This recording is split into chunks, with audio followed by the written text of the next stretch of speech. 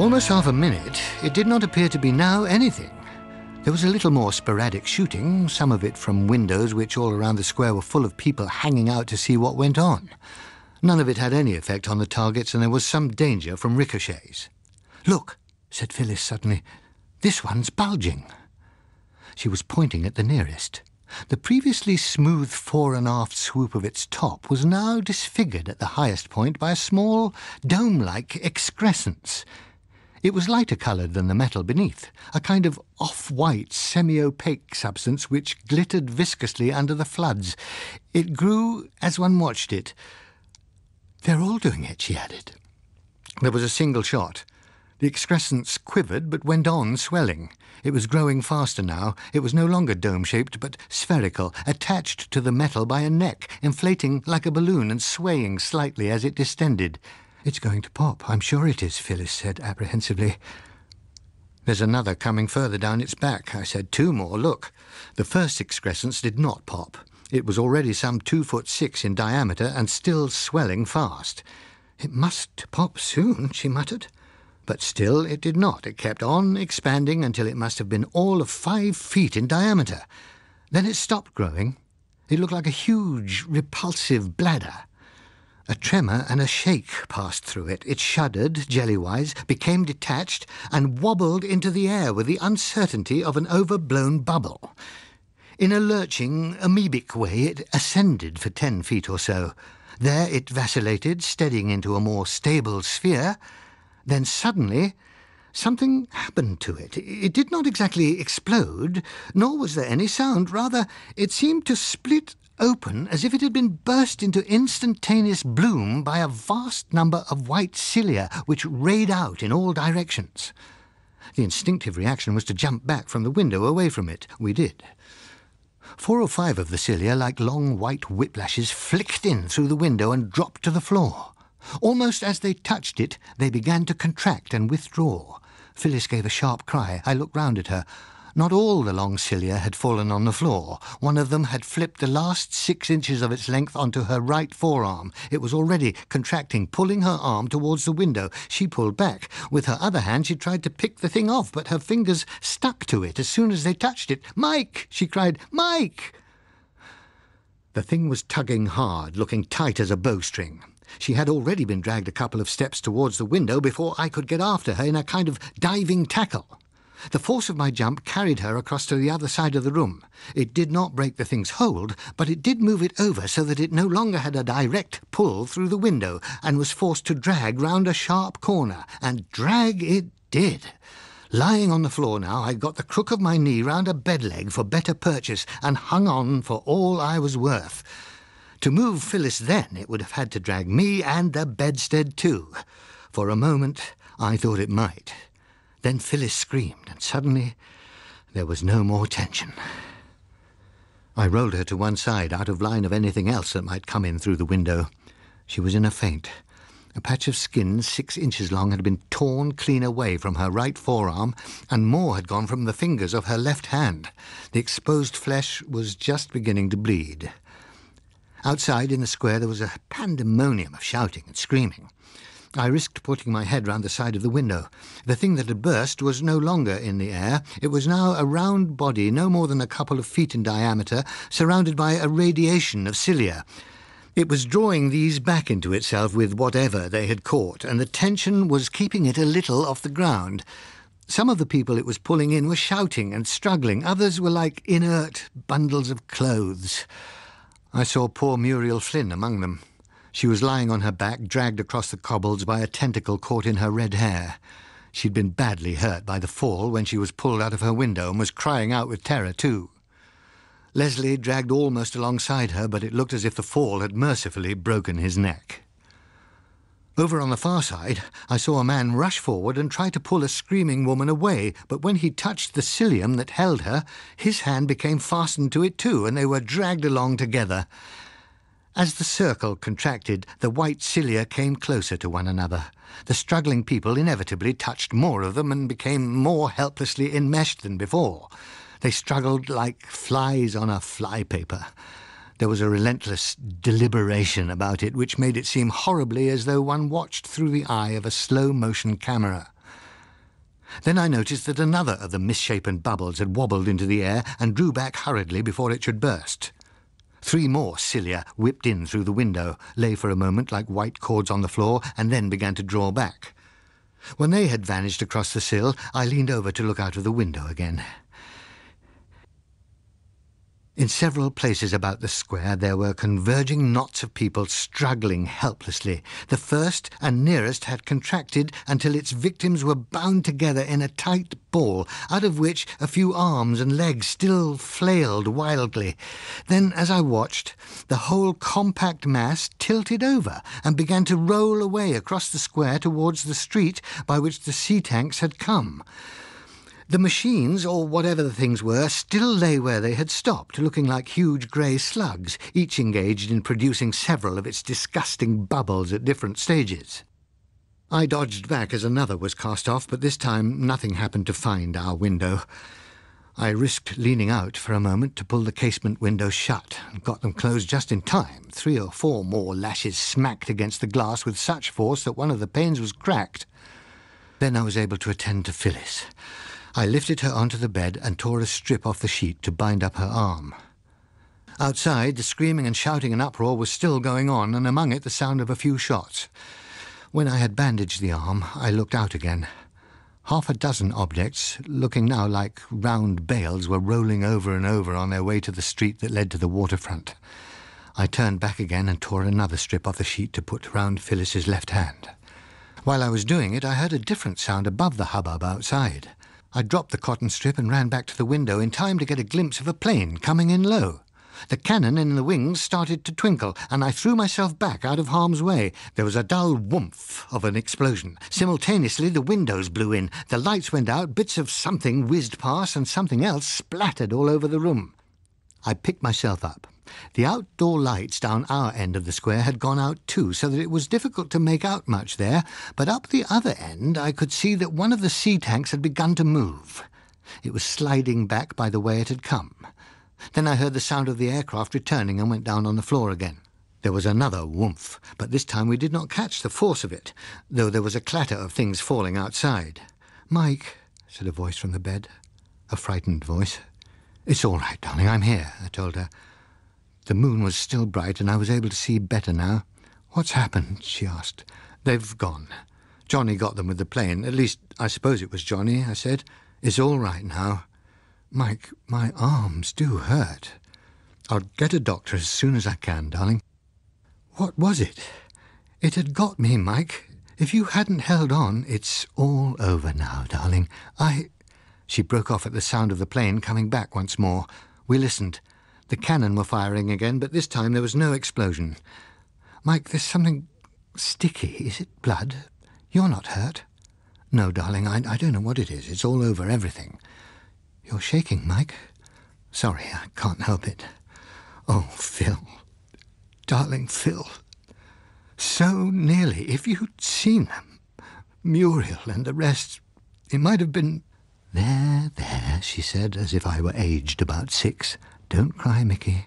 It's over now." She moved. "Oh, Mike, my arm does hurt." "Lie still, darling. I'll get that doctor," I told her. I went for the locked door with a chair and relieved my feelings on it quite a lot. It was a subdued remnant of the expedition that foregathered the following morning: Bocker, Ted Jarvie, and ourselves. Johnny had taken off earlier with the films and recordings, including an eyewitness account I had added later, and was on his way to Kingston with them. Phyllis's right arm and left hand were swathed in bandages. She looked pale, but had resisted all persuasions to stay in bed. Bocker's eyes had entirely lost their customary twinkle.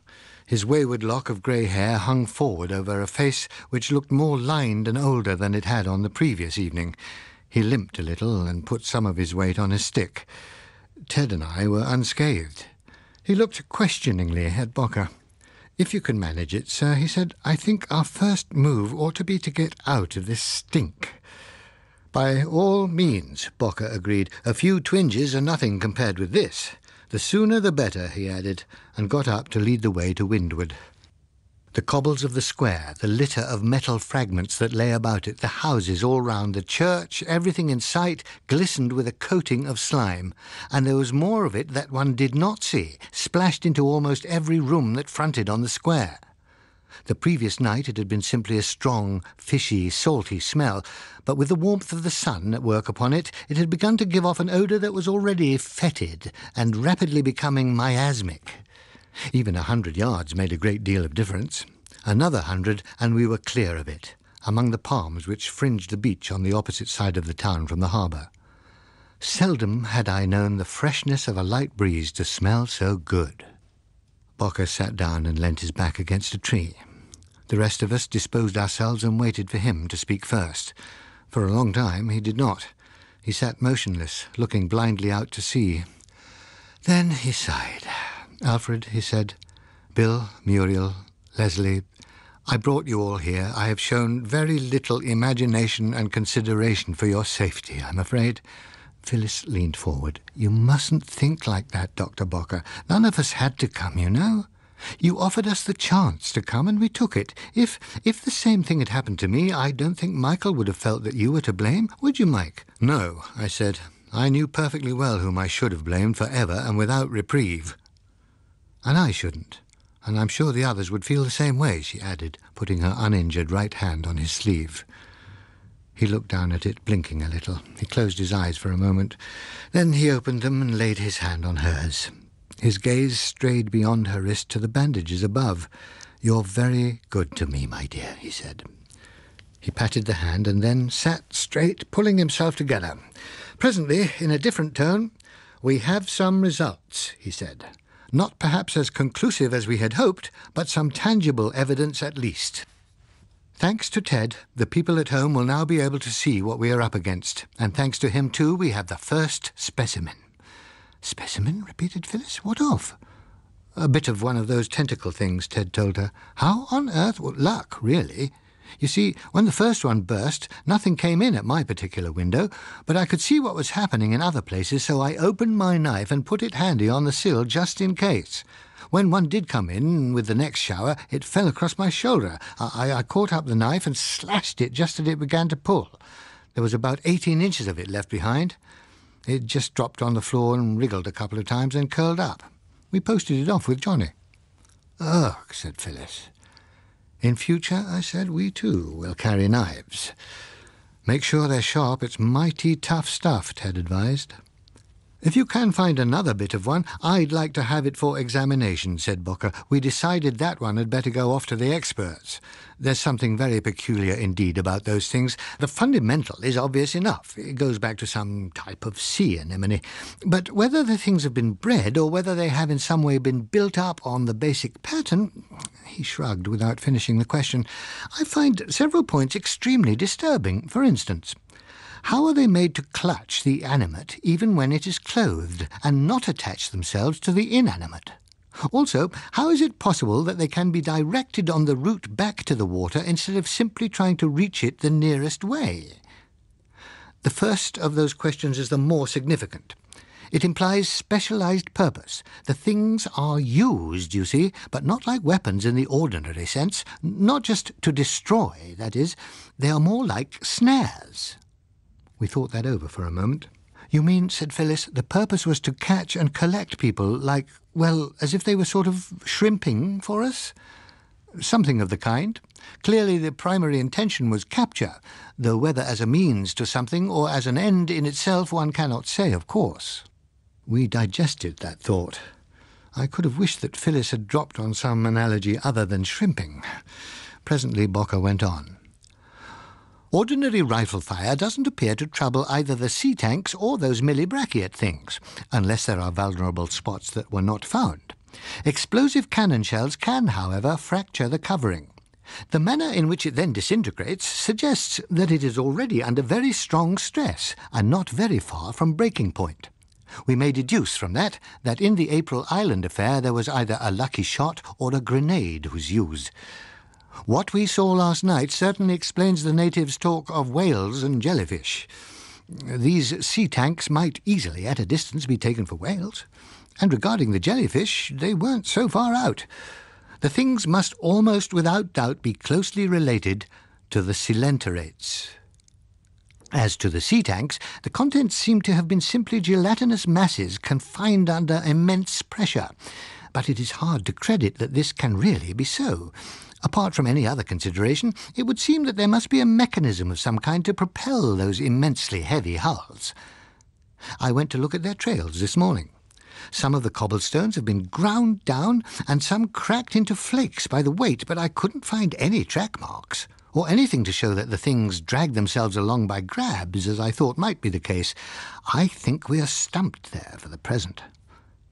Intelligence of a kind there undoubtedly is, though it appears not to be very high, or else not very well coordinated. All the same, it was good enough to lead them from the waterfront to the square, which was the best place for them to operate. I've seen army tanks carry away house corners in much the same way as they did, I observed. That is one possible indication of poor coordination, Bocker replied, somewhat crushingly. Now, have we any observations to add to those that I have made? He looked round inquiringly. Ted said hesitantly, well, I did have the impression that these jellyfish things were not all quite the same type. The later ones had a rather shorter range, and they didn't contract so quickly either. One on the other side of the square lay there for quite 20 seconds, with the tentacles curling and twisting about before it started to pull in at all. Bocker turned to him. You're suggesting that the cilia were actually searching? I'd not go so far as that, but anyway, I got a picture of it on the hand camera, so we'll be able to study it. Yes, it's to be hoped we shall get quite a lot from those films. Anything else? Did anyone notice whether the shots appeared to have any effect at all on these tentacular forms? As far as I could see, either the shooting was rotten or the bullets went through without bothering them, Ted told him. Said Bocker, and lapsed into reflection for a while. Presently, I became aware of Phyllis muttering. What? I inquired. I was just saying millibrachiate tentacular coelenterates, she explained. Oh, I said. The recorder kept on going to the end, Ted observed to me, but I don't know that we shall get a lot from that. It's a pity we didn't have more of a plan. We ought to have had a mic fixed for you to give a running commentary. I'm sure that's what EBC will say too, I agreed, but as it happened, I was rather busy at the time. What I want to do now is to make a rather fuller and less hurried recording than this morning's version, but I'm damned if I can face Smithtown yet. Never under heaven was there such a concentrated pong. We continued to sit where we were, each of us mostly occupied with his own thoughts. It was quite a long time later that Bocker said reflectively, You know, I think that if I believed in God, I should now be a very frightened man. Luckily, however, I am rather old-fashioned, so I don't, thank God. Phyllis's eyebrows rose. Why, she said, why would you be frightened? Because I should be a superstitious man. And superstitious men are always frightened when they are out of their depth with something new. I should be tempted to think that God proposed to teach me a lesson, that he was saying, you think you're so clever, little gods yourselves with all your atom-splitting and microbe-conquering? You think you rule the world, and possibly heaven too. Very well, you conceited little mites. There's a lot about life and nature that you don't know. I'll just show you one or two new things and see how your conceit stands up to them. I've had to do it before. However, as you don't believe that, prompted Phyllis, I don't know. There have been lords of the earth before us. Some of them in a sounder position, too. There was a great variety of dinosaur types, which should have given them a broad chance of survival. All the human eggs, on the other hand, are pretty nearly in one basket. Nobody made any further comment. The four of us continued to sit on, looking out across a blandly innocent azure sea. Among the other papers I bought at London Airport was the current number of The Beholder. Though it is, I am aware, not without its merits, and even well thought of in some circles, it leaves me with an abiding sense that it is more given to expressing its first prejudices than its second thoughts. Perhaps if it were to go to press a day later.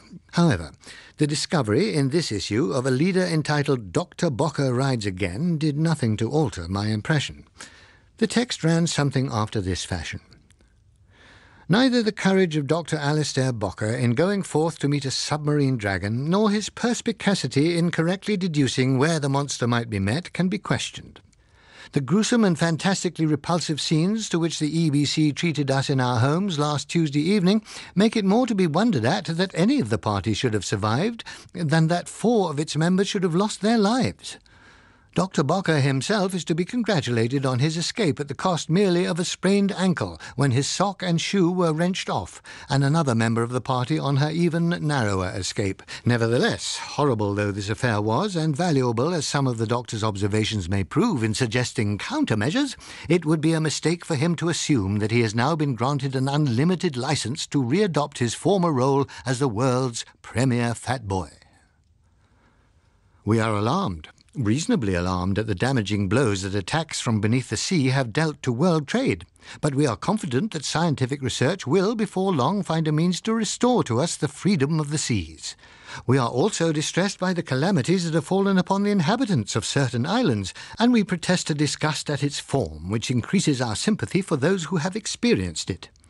We do not, however, have any intention of responding to Dr. Bocker's latest attempt to set our editorial flesh creeping. Neither, we imagine, have our readers, nor, we hope, have any of the more thoughtful part of the population of this long-suffering island. It is our inclination to attribute his suggestion that we should proceed forthwith to embattle virtually the entire western coastline of the United Kingdom to the effect of recent unnerving experiences upon a temperament which has never shunned the sensational, rather than to the conclusions of mature consideration. Let us consider the cause of this panic-stricken recommendation. It is this. A number of small islands, all but one of them lying within the tropics, have been raided by some marine agency of which we as yet know little. In the course of these raids, some hundreds of people, to an estimated total no larger than that of the number of persons injured on the roads in a few days, have lost their lives. This is unfortunate and regrettable, but scarcely grounds for the suggestion that we, thousands of miles from the nearest incident of the kind, should, at the taxpayers' expense, proceed to beset our whole shoreline with weapons and guards. This is a line of argument which would have us erect shock-proof buildings in London on account of an earthquake in Tokyo. And so on. There wasn't a lot left of poor Bocker by the time they'd finished with him. I did not show it to him. He'd find out soon enough, for the Beholder's readership had no use for the unique approach. It liked the popular view, bespokenly tailored. Presently the helicopter set us down at the terminus, and Phyllis and I slipped away while pressmen converged on Bocker. Dr. Bocker out of sight, however, was by no means Dr. Bocker out of mind. The major part of the press had divided into pro- and anti-camps, and within a few minutes of our getting back to the flat, representatives of both sides began ringing us up to put leading questions to their own advantage. After about 5 of these, I seized on an interval to ring the EBC and tell them that as we were about to remove our receiver for a while, they would probably suffer, and would they please keep a record of callers. They did. Next morning, there was quite a list. Among those anxious to talk to us, I noticed the name of Captain Winters, with the Admiralty number against it. "Here's one that ought to have priority, I think," I suggested. "Would you like to deal with it?" "Oh, dear, can't I just be an invalid?" asked Phyllis. "I really don't—" Then she saw where my finger was pointing. "Oh, I see. Well, the Navy's a bit different, of course." She reported a little later. "One of the lordships wants to see us, and Captain Winters would be delighted if he may have the privilege of rewarding and reviving us with dinner afterwards. I said he should." "All right," I agreed, and then took myself off to face a thirsty day of discussing and planning at EBC. The Admiral, when we reached him, turned out to be a great deal more human and less awe-inspiring than his further approaches suggested. His greeting to Phyllis was indeed little short of avuncular. He asked concernedly after her injuries and congratulated her upon her escape in a most protective manner. Then we all sat down. He glanced at a paper on his desk.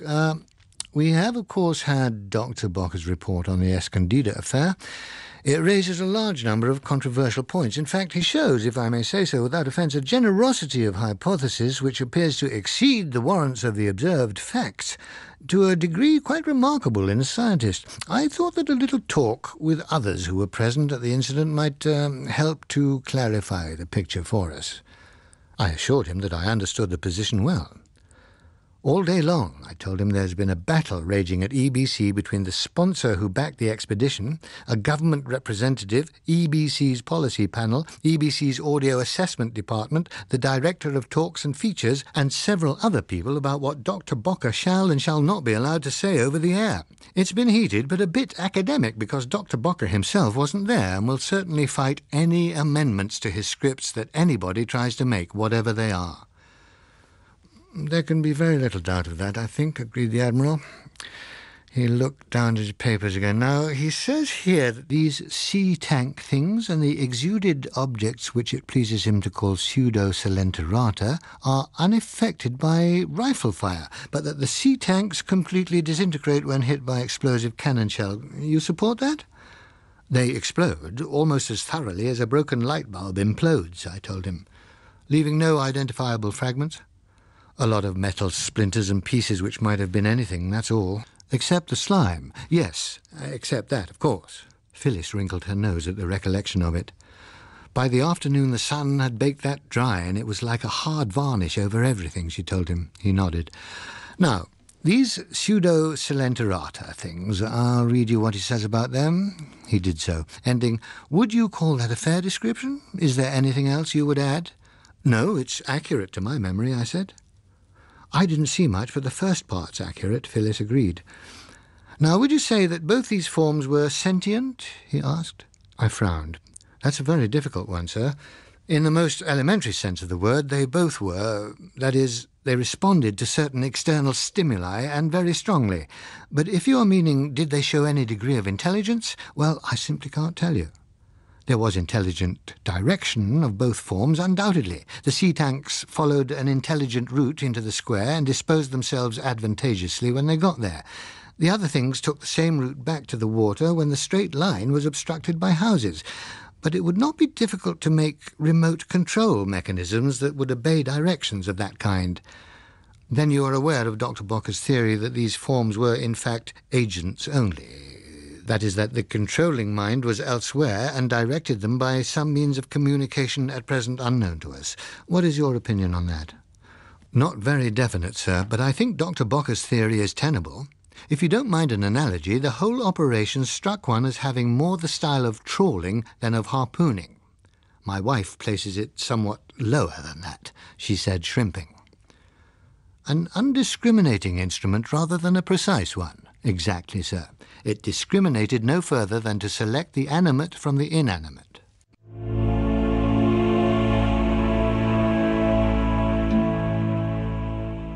The Kraken Wakes was written by John Wyndham and read by Stephen Moore. The programme was produced in Belfast by Susan Carson.